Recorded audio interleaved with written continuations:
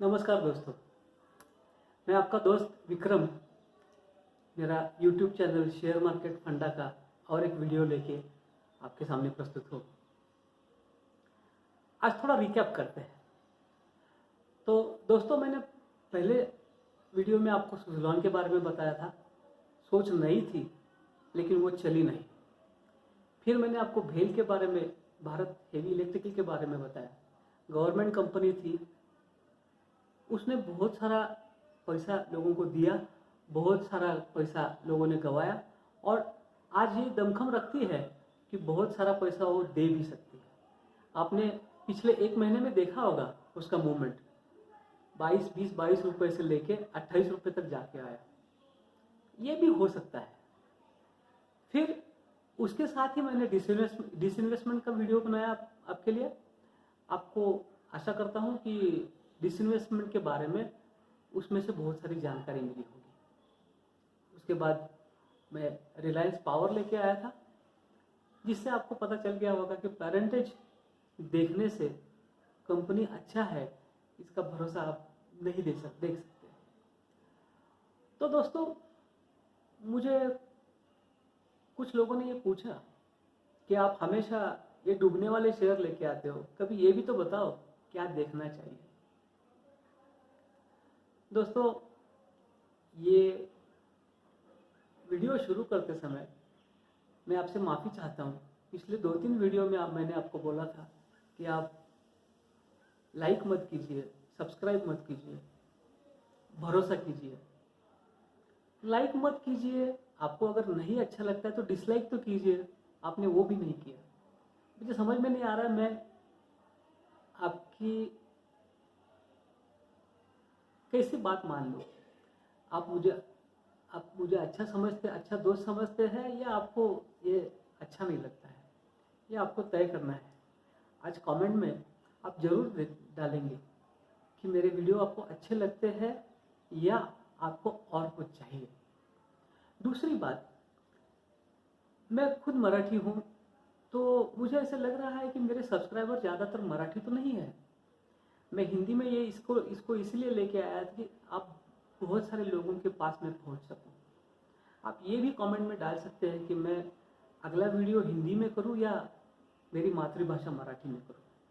मैं आशा करता हूं कि मेरी हिंदी से आपको कोई तकलीफ ना हो रही होगी। आप शेयर करना वीडियो को मत भूलिए। कभी कभी होता है कि फला मेरा दोस्त है, लेकिन वो शेयर मार्केट करता है कि नहीं ये मुझे पता ही नहीं चलता है। मेरा एक दोस्त है जो मेरे पिछले 15-20 साल से मेरे साथ है, और अभी अभी मुझे पता चला कि वो नहीं, उसके पिताजी भी शेयर मार्केट में थे। ऐसा होता है। तो आप आपके सारे ग्रुप को ये वीडियो शेयर कीजिए, किसी न किसी को तो इस वीडियो से लाभ मिलेगा। तो मैंने जैसे आपको बताया दोस्तों कि लोगों ने मुझे पूछा कि सब डूबने वाले लेके आते हो, कभी कभार ये भी तो बताओ कि क्या करना चाहिए जिससे कि हमें पैसा मिले।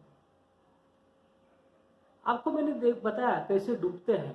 मुझे खुशी है कि आप डूबने वाले शेयर्स देख के ये तो पता चल रहा है आपको कि कैसे डूबना नहीं चाहिए।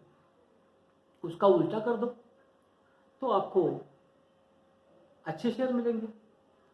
नहीं दोस्तों, मैं आपको कंफ्यूज नहीं करना चाहता हूँ। शेयर मार्केट एक ऐसी चीज है जहां आपकी पढ़ाई कभी खत्म ही नहीं होती है। यहाँ 2 साल काम करने वाला बोल सकता है मुझे सब कुछ आ गया, और 25-30 साल काम करने वाला ये बोलता है कि मैं अभी पढ़ाई कर रहा हूँ। उसका रीज़न है क्या पढ़ना चाहिए।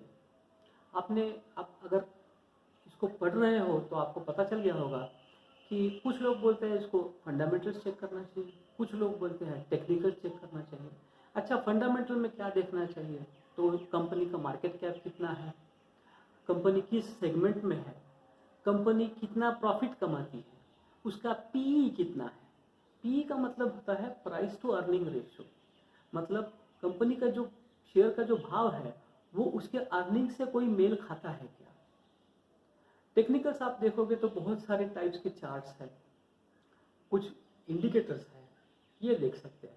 कुछ लोग बोलते हैं कि टेक्निकल और फंडामेंटल्स अलग अलग चीज़ है, जो टेक्निकल देख रहा है उसको फंडामेंटल नहीं देखना चाहिए, जिसको फंडामेंटल देखता है वो टेक्निकल नहीं देखना चाहिए। कुछ लोग बोलते हैं दोनों देखने चाहिए, कुछ बोलते हैं दोनों देखने से बर्बादी हो सकती है। बहुत सारी चीज़ें हैं। यहाँ मैं एक बात बोल सकता हूँ दावे के साथ, आपको भी ये बात पता चल जाएगी, जो बंदा फर्स्ट टाइम फर्स्ट ट्रेड करता है शेयर मार्केट में उसको फायदा जरूर होता है। शेयर मार्केट एक अलग चस्का है और उसकी शुरुआत वहाँ से होती है। पहली बार मुझे अगर प्रॉफिट मिला है और अच्छा खासा प्रॉफिट मिला है तो मैं इसको सोचता हूँ कि यस मेरी सोच अच्छी है, मैं सही चल रहा हूँ।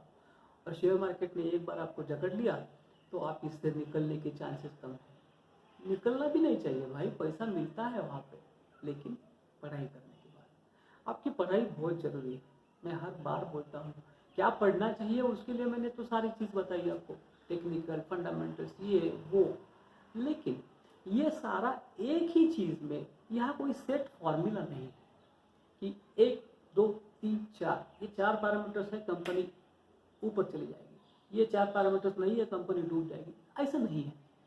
आपने देखा होगा प्राइस टू अर्निंग रेशियो, कुछ लोग बोलेंगे कि भाई जितना कम हो उतनी कंपनी अच्छी होगी।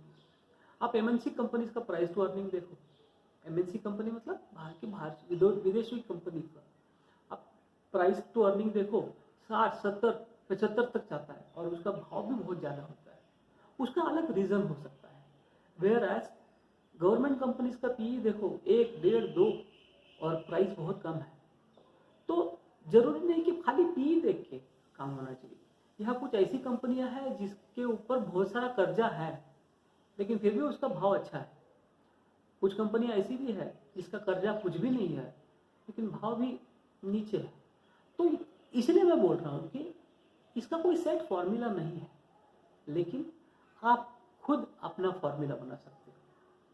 मेरे गुरुजी ने बताया था कि भैया इसमें एक बात याद रख, तेरा कम से कम लॉस हो। देखिए ये सोच अलग है।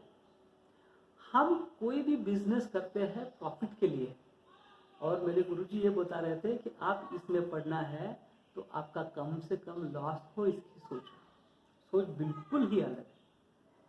उनका भी यही कहना था, जब आप लॉस कम करते जाओगे तो आपका प्रॉफिट बढ़ने लगेगा।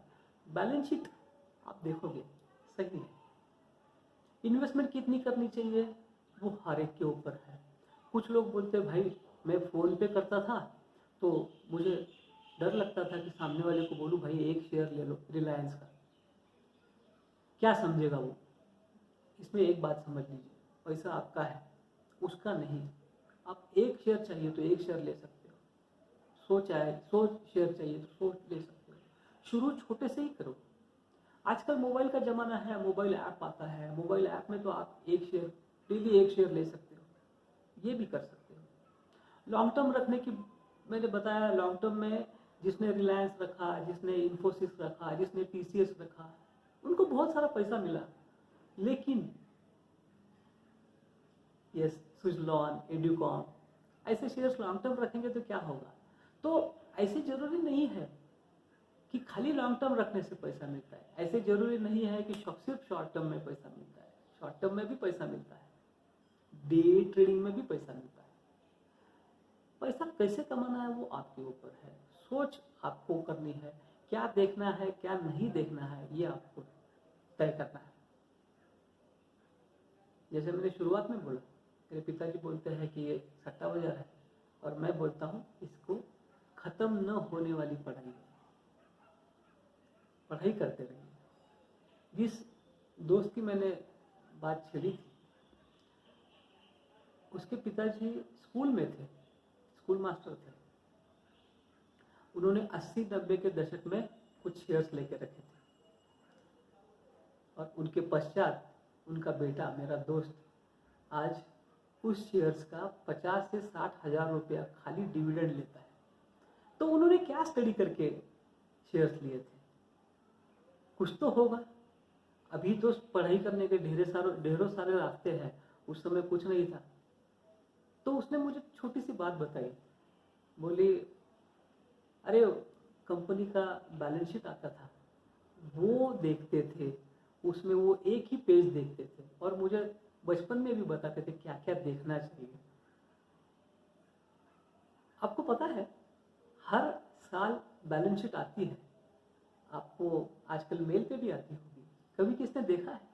नहीं देखा है, समझ में नहीं आता है। ऐसा कुछ नहीं है दोस्तों, थोड़ा थोड़ा पढ़ने की आदत डालो, आपको सब कुछ समझ में आ जाएगा कैसे क्या करना है।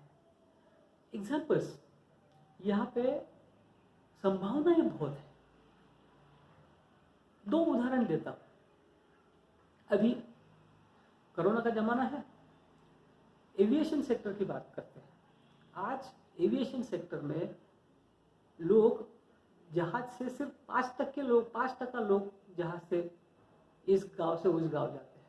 अगर इसका टका बढ़ गया और ये 10% हो गया तो सोच लो एविएशन में कितनी सारी संभावनाएं, कितना ज़्यादा फायदा हो सकता है एविएशन कंपनी को। उसका उल्टा कोरोना आ गया, एविएशन सब जहाज नीचे है, ग्राउंडेड है, फायदा है क्या? कुछ फायदा नहीं, खत्म। तो ये खाली शेयर में पैसा डालने से, छान बैठने से नहीं होता है, ये भी सोच लेनी चाहिए। 10 साल पहले, दूसरा उदाहरण देता हूँ, 10 साल पहले प्लास्टिक का जमाना था। प्लास्टिक में बहुत सारी संभावनाएं थी। लोगों को लगा कि हर चीज़ प्लास्टिक से बन रही है तो प्लास्टिक बनाने वाली कंपनी में पैसा डालोगे तो बहुत सारा मिलेगा पैसा। मिला भी लोगों को। आज प्लास्टिक बैन है सब जगह पे। आज हम सोच सकते हैं कि स्टील इंडस्ट्री अच्छी चलती है, क्या पता कल स्टील का कुछ दूसरा वर्जन आ जाएगा, वो स्टील इंडस्ट्री नीचे जाएगी। तो ये भी चीज़ें देखनी चाहिए। मैं बहुत लोगों को ये बात मेरी बोल चुका हूँ कि मैं सतारा से पुणे ट्रैवल करता था। उसमें एक छोटी सी कंपनी है, छोटी है बड़ी है वो बात अलग है, लेकिन उस कंपनी के बाहर उसका माल लेने और लेके जाने के लिए ट्रक्स खड़े रहते थे। ट्रक्स की संख्या जितनी ज़्यादा होती थी मुझे लगता था कि इसका बैलेंस शीट पे असर दिखाई देगा, और वो शेयर सच में अगले साल में बढ़ गया। ये मेरा अनुभव बता रहा है आपको। जरूरी नहीं कि हर कंपनी के बाहर आप जाके बैठो और देखो कितना ट्रक आता है कितना नहीं। तो ये सारी चीज़ देखनी चाहिए, बहुत सारा चीज़ देखना चाहिए, क्या करना चाहिए, कंपनी कितनी अच्छी है, क्या करती है। ऐसे भी होता है कि कर्जा ले लिया है तो कर्जा लेके उसको क्या करना है वो भी देखने की जरूरत है। कुछ लोग बोलते हैं कि भाई कंपनी प्रमोटर ने अपने शेयर गिरवी रखे हैं। आप अगर शेयर मार्केट का टीवी देखते हो तो उसमें वो भी पता चल जाएगा कि कुछ लोग शेयर गिरवी भी रखते हैं और वो छुड़ा भी लेते हैं। तो उस समय वर्किंग कैपिटल के लिए उनको ये करना पड़ता है। और एक बात टीवी से मुझे याद आ गई, टीवी में बहुत सारे एनालिस्ट बैठे रहते हैं, वो बहुत सारी बातें बोलते हैं। कभी कभी मैंने तो बहुत बार ऐसे ही देखा है, वो बोलते कि फलाना शेयर अब बढ़ेगा, उन्होंने बोलते ही उसका बढ़ना शुरू हो जाता है। आप सिर्फ 5 मिनट को उसको ऑब्जर्व कर लो, 5 मिनट में वो ऊपर भी चला जाता है और 5वें मिनट में उसने जो रेट पे खरीदो बोला था उससे नीचे भी आता है। तो क्या मैं ये करूं कि उन्होंने जैसे ही बोला खरीदो मैंने बेच दिया? होता है, फायदा होता है, मैंने लिया है, लेकिन कभी कभार उल्टा भी पड़ता है, वो शेयर ऊपर चला जाता है और फिर नुकसान भी झेलना पड़ता है। तो ये करना है आपको, ये सीखना है। जितना आप सीखोगे, जितना आप समझोगे, उतना इस शेयर मार्केट में टिकोगे। इसमें टिकने के लिए पेशेंस बहुत बड़ी चीज़ है। कभी कभार आपने ये भी देखा होगा, एक शेयर मैंने सालों रख दिया, कुछ नहीं हुआ, बेच दिया, जिस दिन बेच दिया उस दिन से अगले महीने में डबल हो गया। होता है, ये शेयर मार्केट है भैया। एक ने मुझे बोला था share market is not your papa the market. सही बात है, आपके पिताजी का मार्केट होता तो क्या होता, जैसे चाहे आप उसको हिला सकते थे। यहाँ बड़े बड़े सूरमा आके चले गए और बड़े बड़े विद्वान भी ये नहीं बोल सकते कि मुझे सब कुछ पता है। उन्होंने भी लॉस झेला है आपके जैसे ही। जरूरी नहीं कि आप ही लॉस झेल रहे हैं, वो झेले हैं आप भी झेला है, उनको भी पैसा मिला है, आपको भी मिलेगा। मैंने जैसे बोला मेरे दोस्त के पिताजी ने पैसा इन्वेस्ट किया था, उसको मिल रहा है, आप इन्वेस्ट करिए। जरूरी नहीं आपको मिले, आपके बेटे को मिलेगा, लेकिन अच्छा पढ़ाई करके ले। जाते जाते एक लास्ट बात कहना चाहता हूँ। कुछ लोग बोलते हैं कि भाई ये लक है तो आपको पैसा मिलेगा। जी जरूर, हर चीज़ में लक चाहिए, आज के कोरोना के ज़माने में मैं ये नहीं बोल सकता हूँ कि मेरा लक अच्छा है, मैं कोरोना के पेशेंट के बगल में बैठूँ और मुझे कोरोना नहीं होगा। हो सकता है, आप बच जाओ, लेकिन 99% चांस आपको कोरोना होने का है। तो शेयर मार्केट में लक इतना ही मैं मानता हूँ कि मैं किसी शिखर पर चढ़ने के लिए जा रहा हूँ, बहुत सारा कोशिश हार्ड हार्ड ट्राई करके मैं शिखर तक पहुँच गया और पहुँचने के बाद ठंडी हवा का झोंका आया और मेरी जो पूरी थकान थी उसको उसने गुल कर दिया। वो ठंडी हवा का झोंका शेयर मार्केट में आपका लक है, उतना आपको मिलना चाहिए और मिलेगा कोशिश करने से। तो दोस्तों, आज की वीडियो में आपको ये पता चल गया होगा कि मैं आज तक आपको शेयर मार्केट में क्या लेना चाहिए क्यों नहीं बता रहा। आप कमेंट करके बोल सकते हो कि मुझे और क्या बताना है। हो सकता है कुछ बातें आपको समझनी है, मैं उसको ज़रूर समझाऊंगा। Comments, like, share and subscribe, ये सारी चीज़ें करो।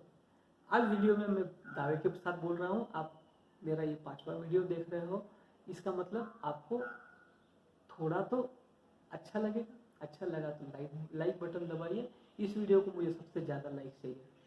आशा करता हूँ अगले हफ्ते मैं और एक नया वीडियो